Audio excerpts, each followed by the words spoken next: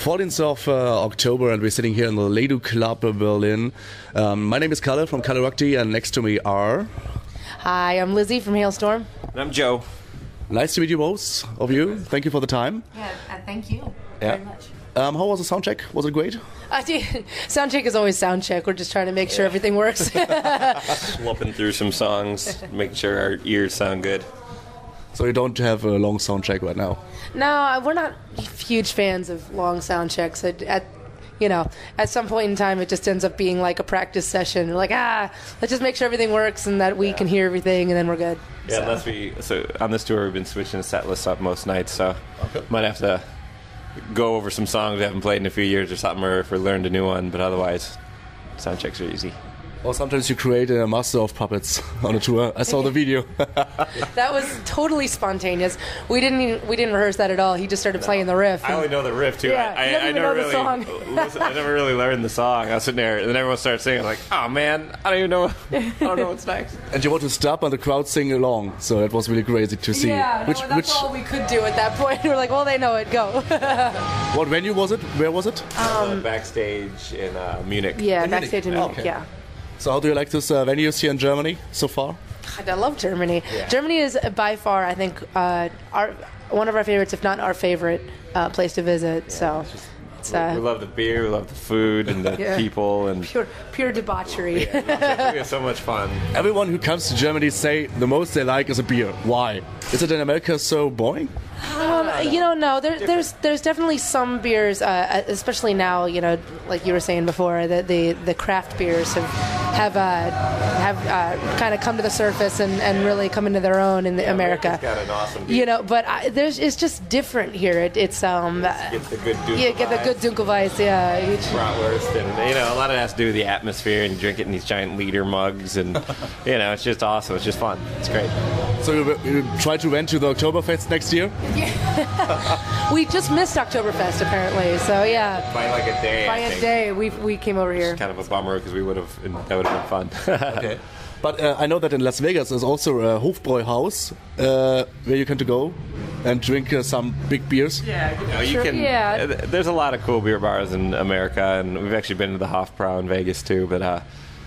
And the one in Munich here, and it's just way more fun over here. And when you hear all the language and everything, it's just it makes the beer taste better. I'm telling you. I think so too. And German beer that gets imported into America doesn't taste as good. There's something funny about it. Something great about it being brewed here and served here. Yeah. Okay. So you drink beer as a woman. That's in a rock and metal scene typical. So normally when I talk to girls in a band, they say, "No, I don't like beer," and you're like a rock star. Great. Oh, well, thank you very much. I'm glad I'm glad that helps with my reputation in liking beer. I'm a beer and wine type person. For a long time I was into tequila, and after one too many times losing my pants, I don't do tequila anymore. So it's all beer for me. Typical rock star life, yeah. Yeah.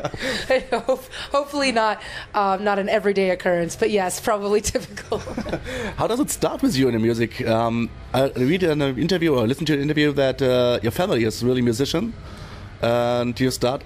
I have to say, Halestorm is your first band ever. You played in a band never before, right? Yeah, this is my first band. Well, it'll probably be my last too, because I don't think we're going anywhere anytime soon. But yeah, I started the band when I was 13. My little brother was 10. My dad's a bass player, so he was in the band for a year and a half. In fact, he's visiting tonight. So really? he came over from the States, and he's been traveling around, and he's retired, so he's just doing his thing. So if you see a strange guy in all leather with a little earring, a lightning bolt earring, that's my dad. If you see him tonight, but yeah, it's my family's crazy, because when my brother and I decided we wanted to do this, they're like, absolutely, sure, we're behind you. They're very strange parents, because most parents would be like, no, go get a real job. This is dangerous, and they were always very cool about it. So. And they're still very proud of us. So, yeah, we're still doing it. How does it start in your career with a band? First band? No, this is my third band, I think, that I was ever a part of. But that was about 10 years ago I joined. So, I just met these guys in Philly, and heard her sing, and I was like, oh, that's pretty awesome. You got an awesome voice. But what was your first band you ever played in? Oh, my first band. My first band was this high school band. I was just a little kid. I think we started the same age, like 13, and it was called Joe's New Socks. Okay. Coolest band name ever. Obviously. After Halestorm. Yeah. You have a knack for joining the cheesy named bands. Yes. Was it cover songs or own songs? A lot of our own, mostly our own, actually. So, yeah, but we were just kids and having fun, playing music. Okay. When I heard rock and roll when I was a kid, I was like, okay, now I know what I'm going to do. And I got a guitar right away, and still kind of on that same path, just like tunnel vision. Could you remember your first gig you ever played? Yeah. Where was it and when? It was in August of 1997 at Fenario, a little coffee shop in Westchester, PA. That was your first. Yeah. That was your first show ever. Yeah. In August of '97. Not 97. 97? Yeah. That's what you said. '97. Yeah. Same was mine. I didn't know that. It was August 9th, 1997. It was supposed to be. What was? You would think that we would have talked about this over the past 10 years. Sorry, Learn something new every day. Yeah, woo. This is why it keeps it interesting in the band, because we still have no idea what each other. Who are you? Who are you? What's the day that Jerry Garcia died? Whatever day know. Jerry Garcia died, Mike we were would supposed know. to play that day at this coffee shop, but there were a bunch of hippies that ran it, so to honor his death, they shut down, and we rolled up to the gig and it was closed. So they're like, oh, sorry, we'll rebook you, in a few weeks. We're like, okay, that's cool, I guess. Awesome. And where was your first gig? It was at the Schuylkill County Fair in Schuylkill County, Pennsylvania, and it was this kind of outdoor auditorium thing, and it was a talent show. Really, we named the band Halestorm that day. Had one song written. Entered ourselves in the talent show, won third place, but lost to the tap dancing cowgirl because she was much cuter than we were. So, yeah. So it was a very strange show. After you practiced before? Yeah, we had practiced, but we had no idea really what we were getting ourselves into, and it was just like it was the only place so that we could actually book ourselves. We're like, oh, well, they'll let us play. Okay. So yeah. So how long was the first song you played? Yeah. It was the first song we played as Halestorm. How long was it? I mean, when it was your own song? No, it was, well, at the time it was new, but it's an old song. 7 minutes, how long? Yeah, it was like a 5-minute song called "Love Is Power," and I had a keyboard at the time, Moog synthesizer, and my brother had his drum kit. He had a drum solo in the middle of it. Yeah, it was crazy. So I'm surprised we won third place. I still have that trophy, actually. Oh, really? Yeah. Nice. What was it for a feeling to be on stage and play for the crowd? I mean, it was parents and young children. How developed it in next years after this first gig? Oh, after our first gig, we definitely developed a little bit. We kind of had tunnel vision after that, whereas we were obsessed with, okay, this is Halestorm, this is what we want to do, and bam, let's try to figure this out. So my mom started booking us in coffee houses and church functions and youth lock-ins and a funeral once. So we just played anywhere and everywhere we could play. And then after about two years of just doing that, started playing in clubs, and then started reaching out and playing more functions and some mini tours and stuff, and ended up meeting these guys, and woo. And you don't know each other before? Yeah. No. No. Not at all. We didn't know each other. We still before. know each other, apparently. Now you're really famous in Germany and all other countries. Would you say that was a good recept that you play in all small clubs in the USA, in small tours, and you didn't have record album since 2010? Was it a good plan to do this way, or would you say maybe another way should be better, or could be better? I think we've always taken the slow route. It's we were doing, right before we got signed in 2005, we were doing about 250, 300 dates a year on our own. So we were doing a good job and just just plugging away, and we've always kind of done everything at our own pace. So regardless of whether it's been a long time, and we just now have our second record out, I don't think that I would do it in any other way. No, and that's how you, her and RJ especially were lucky to have played so many shows before and we all played a bunch of shows before we got the attention of anybody to take the next step in a career. So they really got, she got to really work on her stagecraft and singing, and RJ got to work on his trick drumming that he does, whatever he does behind the kid. I don't even know half the time. But, they got to do that in front of, and make the mistakes in front of people, yeah. Just some small town bars in the middle of Pennsylvania. We've met and we've seen bands that aren't even together a year, and then they get signed and they get famous and they're out there, and I wouldn't wish that on anybody. Like they lose their minds a little bit, and I think that it's a lot to take in, and especially with the politics that go on. Like we had a pretty good idea of what we wanted to do and who we were before we had a bunch of people yapping in our ears, all the politics and all the label talk and the management talk, and with all their ideas of what we should be, we had a good idea of what we wanted to do before all that came in. So I think that if we had just gotten signed after we had just all met, and I don't know, it probably would be a shorter career. I think I don't know if we'd be able to handle it. So who knows? Who knows? Okay.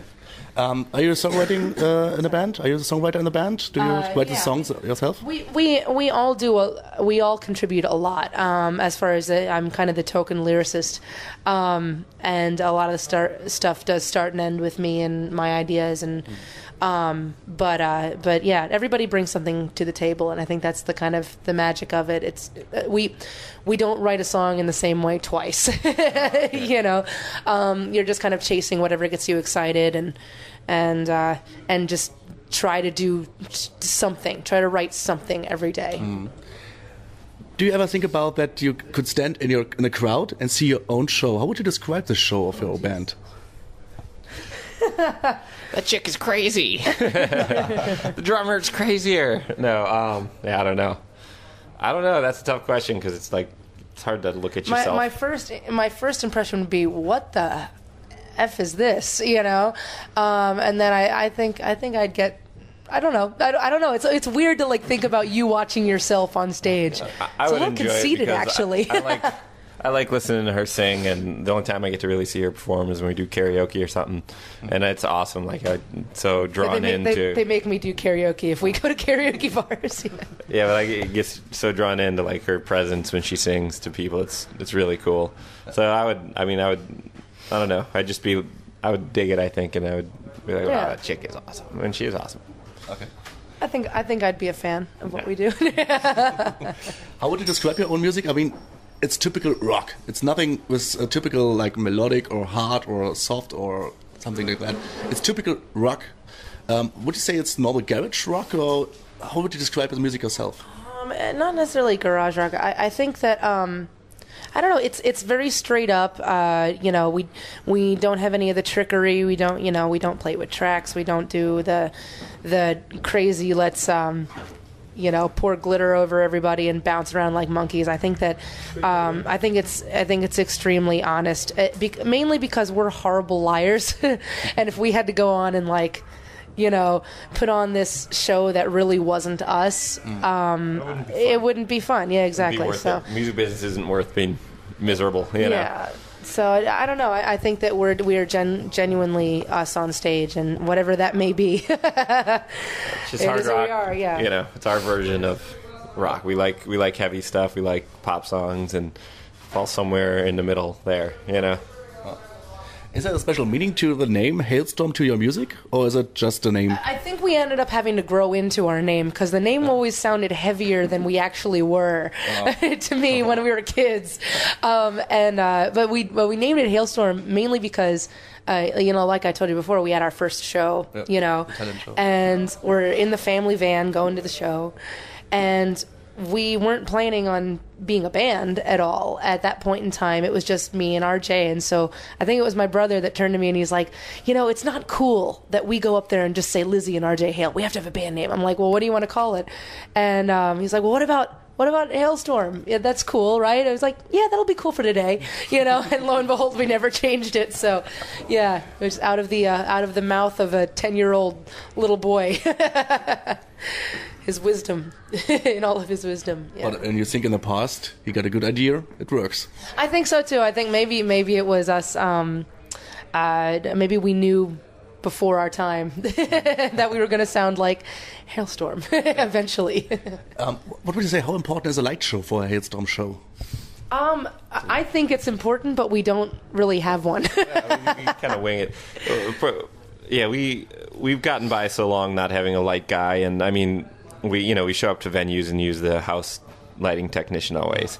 Right now, mostly just for the economics of touring.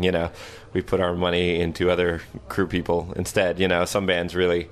And I can't wait till we do have our more of a production with our show, but it's also not that, it's not that important. It's you watch Rage Against the Machine, they have a backdrop, and they kick nearly everyone's ass. So it's fun, and having a good idea and a great presentation like that is something that we're going to do and we're going to get into for sure. But it's not a serious priority right now.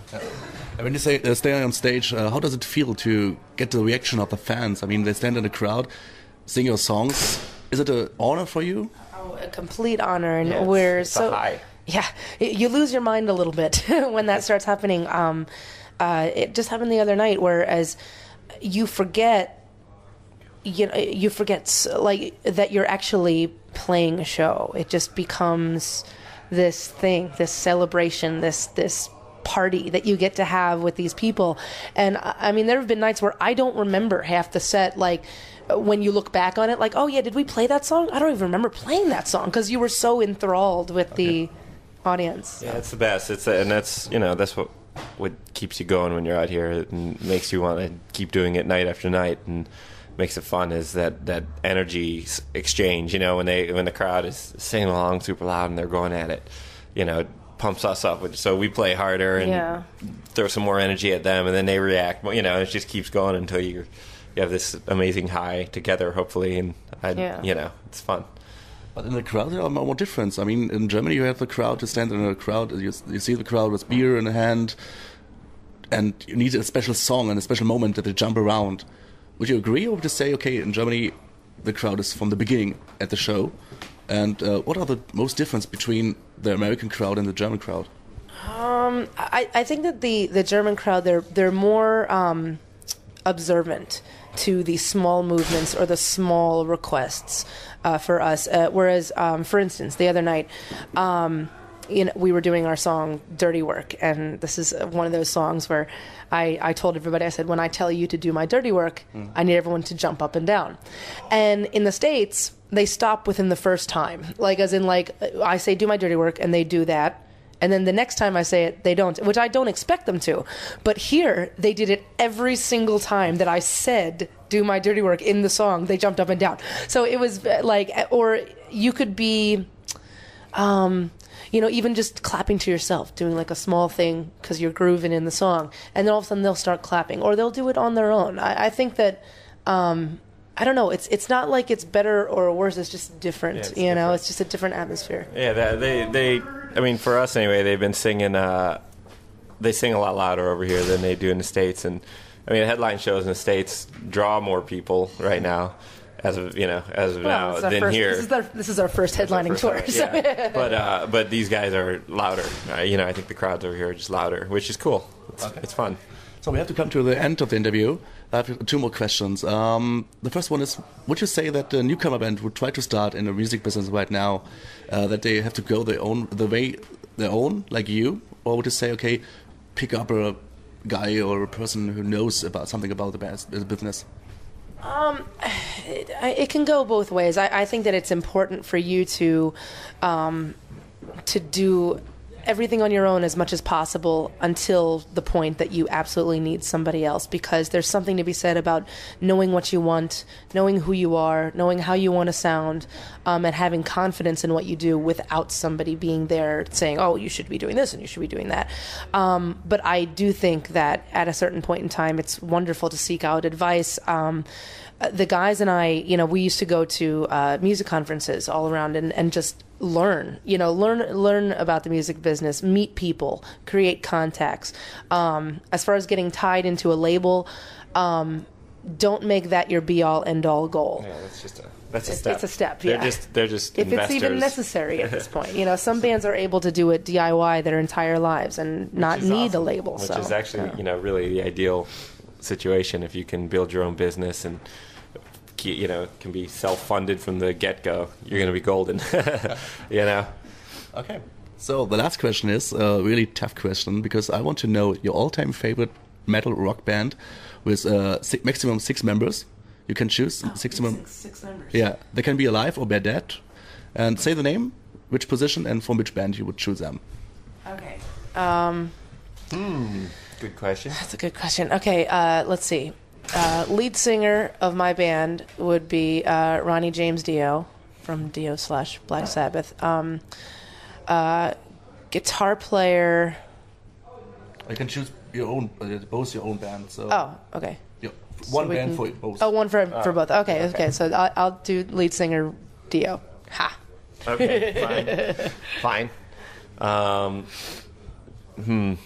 Who should we? John Bonham, man. Come on. Yeah, John Bonham on drums. It's such a tasty. Or Dave There Grohl. should be some other singers for backing singers too. So. Okay, let's go with Dave 6 Grohl. members. Dave Grohl on drums. From Foo Fighters. Sorry, yeah, from Foo Fighters and Nirvana and stuff. And let's see. I think that there should be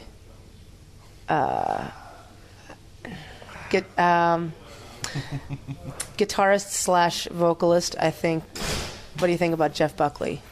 See, I would have picked him as a vocalist. A vocalist, yeah. So that's what I. Ryan James Dio, it gets a little cheesy. You're right. You're right. Well, that's what I say. There's such a thing as double vocalists You're in a right. band. So we can throw Jeff Buckley especially if in. there's 6 members. Are you kidding me? Someone's got to Throw sing. Jeff Buckley in there. And I say throw David Gilmour from Pink Floyd in. Hell yeah. Play the Strat. And we got to get somebody, Jeff Buckley can play if he wants, but we need somebody on a Gibson. So let's do, we're finishing up. A Gibson. Do you want 80s cheese or do you want not 80s cheese? Yeah, let's throw some 80s cheese in there. Tom Kiefer's a pretty badass Gibson player. There you go. Tom Kiefer, Jeff Buckley. Tom Kiefer from Cinderella. Sorry. So we have Jeff, Ronnie, Tom, Dave, Grohl, and we need a bass player. Yeah. Geezer Butler from Black Sabbath. Boom. Was that 5 or 6? That's 5. That's we don't need any more. Okay. Then thank you very much. Hope you like. Thank you. Hope you like the questions and the last words. So. And we'll definitely be keeping in touch, man. Thank you so much for taking the time. Appreciate it, brother, man. Thank you.